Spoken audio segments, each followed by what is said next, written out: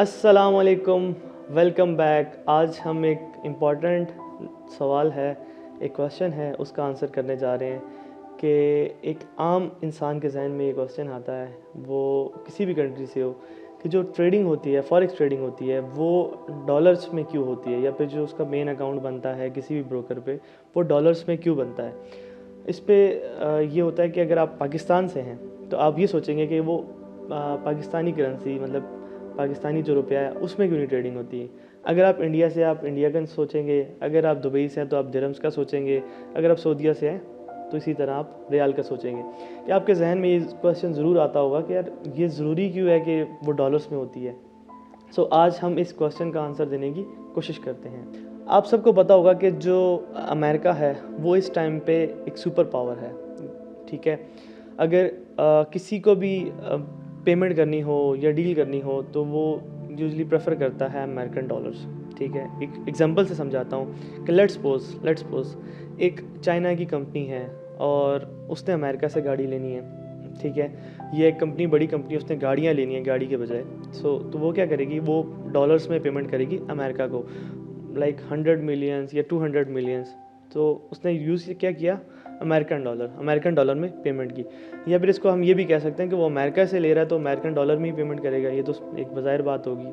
चलें इसको एक और एग्जांपल से समझने की कोशिश करते हैं। वो ये हो सकती है कि दो ममालिक हैं, कोई भी ममालिक हैं, अगर उनके जो इंटरेस्ट रेट हैं या फिर करेंसी है वो आपस में नहीं मैच कर रही, ठीक है, या फिर वो उस पर आ रही नहीं है कि यार ये इसका इंटरेस्ट रेट हाई है, या फिर ये करेंसी की बहुत ज़्यादा अप्रिशिएट कर रही है, डेप्रिशिएट कर रही है, मतलब बहुत ज़्यादा उतार या चढ़ाव आ रहा है।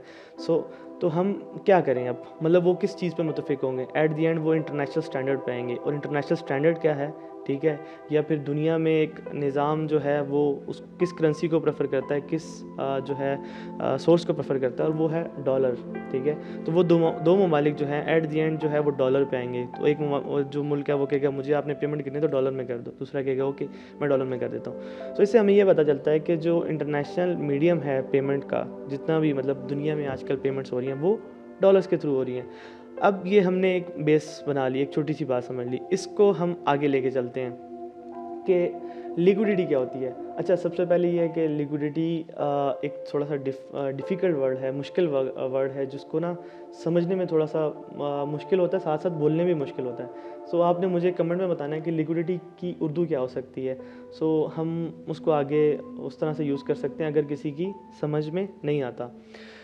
आगे इसको लेके चलते हैं फर्दर के फॉरेक्स पेयर्स क्या होते हैं, ठीक है। उसके बाद मैं वापस लिक्विडिटी पे आऊँगा और इसको समझने की कोशिश करेंगे जो हमारा क्वेश्चन था पहले, या जो हमारा सवाल था। जो फॉरेक्स पेयर्स होते हैं, अब आपको पता है कि जो ट्रेडिंग होती है कभी भी एक करेंसी पे हो नहीं सकती। मतलब आप यूरो को, या अगर पाउंड की या फिर पीकेआर की बात करें, पाकिस्तानी रुपए की भी, तो वो अकेला तो ट्रेड हो नहीं सकता, या अकेला तो उसकी तजारत हो नहीं सकती। सो हम क्या करते हैं, उसको ट्रेड करने के लिए दो करेंसीज़ को यूज़ करते हैं, या पेयर्स जिसको कहते हैं, ठीक है। अब फॉरेक्स की दुनिया में जो सबसे ज़्यादा पेयर ट्रेड होता है वो यूरो यूएसडी है, ठीक है। और इसके अलावा अगर हम करेंसीज़ की बात करें तो करेंसीज़ हमेशा, मतलब जो उसके दो वर्ड होते हैं, जैसे लेट्स सपोज जीबीपी है, जीबीपी के जो फर्स्ट दो लेटर्स होंगे, ठीक है, वो रिप्रेजेंट करते हैं कंट्री को, और जो थर्ड होता है वो करेंसी को रिप्रेजेंट करता है। जैसे जीबीपी, जीबीपी ग्रेट ब्रिटेन, हमें पता चल गया कि ये करेंसी के जो कंट्री है उसका नाम आ गया। उसके बाद जो पी है वो पाउंड को रिप्रेजेंट करता है। ऐसे ही यूएस डॉलर, ठीक है, यूएसडी इसकी होती है, शॉर्ट फॉर्म होती है यूएसडी। यूएस से हमें पता चलेगा कि अमेरिका है, उसके बाद डॉलर आ गया, अमेरिकन डॉलर आ गया। ऐसे ही एयूएस है, एयूडी है, सॉरी, एयूडी में वो ऑस्ट्रेलियन डॉलर आ गया, एयू ऑस्ट्रेलिया आ गया, उसके बाद डॉलर आ गया। सो ये बड़ा एक वाइड सा टॉपिक है जिस पे हम काफ़ी लंबी लंबी जो है रिसर्च भी करते हैं और वीडियोस भी देखते हैं कि यार ये क्या है। तो इतनी लंबी वीडियोस देखने की ज़रूरत नहीं, बस इतना ही आपके लिए जानना बहुत है। कुछ चीज़ें कम जानना ही होता है ना, वो मतलब ज़्यादा अहमियत की हामिल होती हैं या फिर ज़्यादा मुफीद होती हैं इंसान के लिए। अच्छा, इसके बाद हम बात करते हैं कि करेंसीज़ जो जीबीपी है, जैसे जैसे हम पेयर्स में ट्रेडिंग करते हैं तो यूरो यूएसडी, तो यूरो हमेशा से बेस करेंसी होगी और जो यूएसडी होगी उसके साथ वो कोड करेंसी होगी। उसके बाद आप समझते हैं कि लिक्विडिटी क्या होती है, ठीक है। अब ये जो यूरो यूएसडी है, इस करेंसी है, ठीक है। अब या इसकी अगर मैं मिसाल अपनी कंट्री की करेंसी से दूं, पीकेआर से दूं, तो वो ज़्यादा थोड़ा सा इजी होगा समझने के लिए। कि लेट्स सपोज अभी जो डॉलर का रेट चल रहा है आई थिंक सो 272 है, तो सपोज़ करते हैं कि 272 ही है। तो 272 से अब मार्केट, एक बंदा है उसने 272 से, या कोई एक कंपनी है या कोई भी मतलब पार्टिसिपेंट है, वो चाहते हैं कि वो डॉलर का रेट 272 से 280 तक लेके जाएं। तो उसको क्या करना पड़ेगा, उसको बहुत ज़्यादा बाइंग करनी पड़ेगी, ठीक है, कि 272 से लेके 280 तक जितने भी ऑर्डर्स हैं वो फिल हो जाएं। जैसे मिसाल के तौर पे 272 पे अभी मतलब हंड्रेड्स ऑर्डर पड़े हैं, मतलब वो 100 जो है 100 टाइम बाय करेगा मतलब 272 के रेट पे, तो वो ऑर्डर 100 फिल हो जाएंगे। उसके बाद नेक्स्ट जो प्राइस आएगी वो जहाँ पे ऑर्डर पड़े होंगे वो होगी, वो 273 हो सकती है। ऐसे 273.1 पे ऑर्डर पड़े होंगे, 273.2 पे पड़े होंगे, 273.4 पे पड़े होंगे। ऐसे करते करते रेट मतलब वो बाइंग करता जाएगा, 274 हो जाएगा, 275 हो जाएगा, 276 होगा। तो वो बाइंग करता गया, ऑर्डर फिल करता गया, तो वो क्या हो गया, मार्केट ऊपर जाती रही।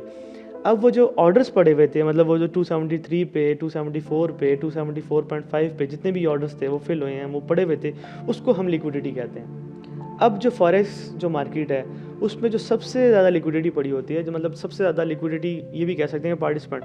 अच्छा, पार्टिसिपेंट कभी कभी एक ही पार्टिसिपेंट इतना बड़ा हो जाता है, इतनी ह्यूज उसके पास पावर होती है कि वो मतलब छोटे छोटे लाखों पार्टिसिपेंट्स के बराबर हो सकता है, या लाखों पार्टिसिपेंट के बराबर होता है।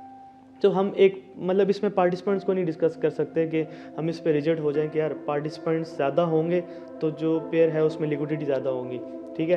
तो कभी कभी एक ही पार्टिसिपेंट हो, बड़ा पार्टिसिपेंट हो, तो वो बहुत बड़ी लिक्विडिटी दे देता है या बहुत बड़े ऑर्डर्स दे देता है। तो इसमें हम इसको डीपली डिस्कस करेंगे कि लिक्विडिटी क्या होती है, हम उसको ट्रेडिंग में कैसे यूज़ कर सकते हैं, और हमने इसको मतलब हमें समझना क्यों ज़रूरी है, और इससे हम क्या क्या मेथड ड्राइव कर सकते हैं, और मार्केट को हम कैसे प्रेडिक्ट कर सकते हैं लिक्विडिटी की बेसिस पे, या लिक्विडिटी के जस्ट ऑन पे क्या लिक्विडिटी हमने देख ली, अब मार्केट कहाँ जा सकती है। सो पार्टिसिपेंट का टॉपिक और लिक्विडिटी का टॉपिक हम रखते हैं बात के लिए। अभी हम अपने क्वेश्चन पे या अपने सवाल पे वापस आते हैं। सो हमने ये चीज़ें समझी कि डॉलर जो है वो इंटरनेशनल एक मीडियम है, मतलब करेंसी का मीडियम है, ठीक है। मतलब जितने भी बड़े बड़े पार्टिसिपेंट्स हैं, बड़ी बड़ी कंपनीज़ हैं, ठीक है, वो प्रेफर करते हैं डॉलर्स को, ठीक है, या डॉलर को प्रेफर करते हैं। उसके बाद हमने लिक्विडिटी भी देख ली कि डॉलर में लिक्विडिटी भी काफ़ी होती है और अहमियत का हामिल भी है। तो ये कुछ वजूहत हैं जिसकी वजह से जो है हम ट्रेडिंग डॉलर्स में करते हैं।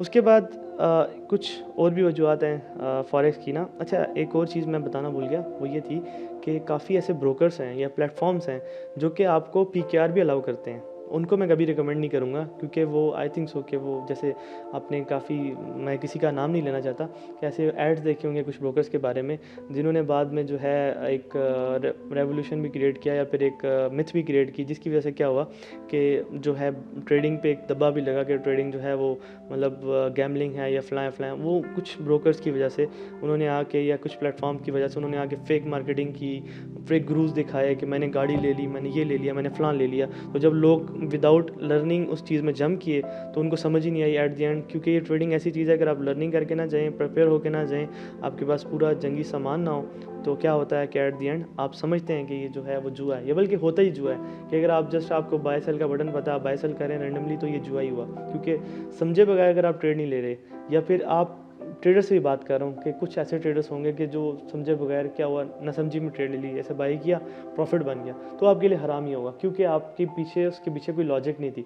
सो ट्रेडिंग को मतलब बहुत छोटा सा एक डिफरेंस है, वो डिफ्रेंशिएट करता है गैम्बलिंग से।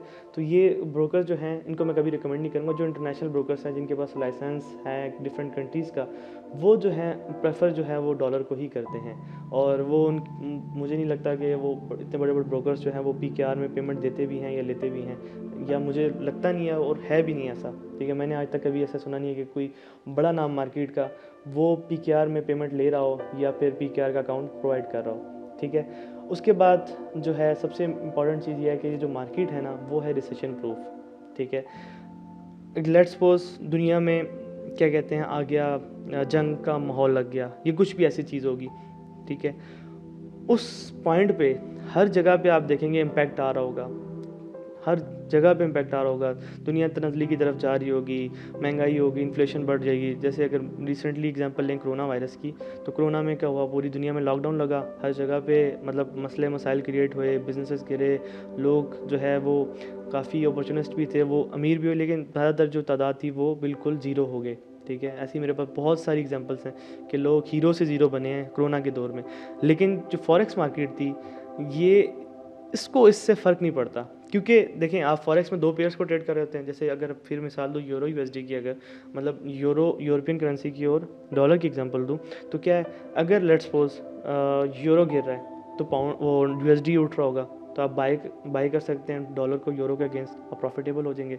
अगर दोनों गिर रहे हैं तो कोई इसमें से एक वीक होगा, ठीक है, ज़्यादा वीक होगा कोई कम वीक होगा, जो ज़्यादा वीक होगा वो उसके अगेंस्ट दूसरा जो है ना वो थोड़ा बहुत स्ट्रांग होगा, तो वो ऊपर जा रही होगी मार्केट, तो हम बाय सेल कर सकते हैं। और सबसे मज़े की चीज़ ये है कि हम इसमें रेंजिंग मार्केट को भी ट्रेड कर सकते हैं। जैसे अगर दोनों गिर रहे हैं, ठीक है, सॉरी दोनों वीक हैं, तो वो क्या होगा कि एक रेंज मार्केट बना देगी, मतलब ऐसे ऐसे ऐसे ऊपर नीचे। जैसे अभी रुपया कर रहा है 272 पे आता है, उसके बाद या 270 को आता है, वो 90 पे जाता है, 70 पे आता है, 90 पे जाता है, 70 पे आता है। तो ये भी एक अच्छी जगह होती है, 70 से बाय कर लो, 90 पे बेच दो, 90 पे बाय किया 70 पे बेच दो, तो इस तरह पे भी ट्रेडिंग हो जाती है। सो रिसेशन प्रूफ होने का मतलब फॉरेक्स ट्रेडिंग के पास बहुत बड़ा एडवांटेज है, कि जो कि मुझे नहीं लगता किसी और बिज़नेस के पास होगा। एक तो दुनिया की सबसे बड़ी मार्केट है, उसके बाद रिसेशन प्रूफ भी होगी। रिसेशन क्या होता है वो आप मुझे कमेंट सेक्शन में बताएंगे, और उसके बाद हम अगली वीडियो, आने वाली वीडियो पे हम इसको डिस्कस भी करेंगे कि रिसेशन डिप्रेशन ये क्या होता है, और हमें हमारी इकोनॉमी में कैसे ये इफ़ेक्ट करता है, और हम इसको ट्रेडिंग में कैसे यूज़ कर सकते हैं। सो मिलते हैं इंशाल्लाह आने वाली वीडियो में, तब तक के लिए अल्लाह हाफ़िज़।